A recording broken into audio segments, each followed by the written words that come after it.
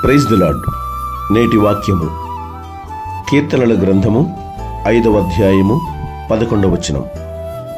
నిన్ను ఆశ్రయించు వారందరూ సంతోషించుదురు, నీవే వారిని కాపాడుదువు గనుక వారు నిత్యము ఆనందధ్వని చేయుదురు. దేవునిని ఆశ్రయించిన నరులు ధన్యులు. దేవుడు ఏర్పరచుకుని నరులు ధన్యులు.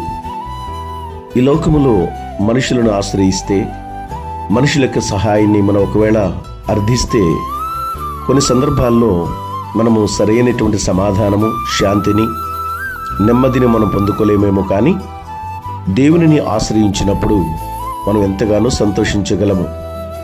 ఆ సంతోషించే పరిస్థితులు దేవుడు తప్పకుండా మనకు అనుగ్రహిస్తారు.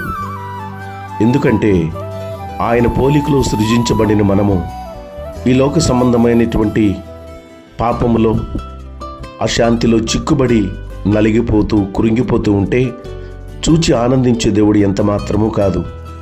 కనుక మన పట్ల ఆయన కృపను వెల్లడి చేస్తూ మనల్ని ఎల్లప్పుడూ కూడా కాపాడాలని, తన కృపను సమృద్ధిగా మన మీద కుమ్మరించి మనలను సంతోషింపచేయాలని ఎల్లప్పుడూ ఆయన ఆశ కలిగి ఉండే దేవుడిగా ఉన్నాడు. దేవునిని ఆశ్రయించినప్పుడు ఖచ్చితంగా దేవుడు మన పట్ల తన కృపను వెల్లడి చేసి మనందరము సంతోషించగలిగిన అనుకూలమైన పరిస్థితులు మనకు ఆయన దయచేస్తాడు.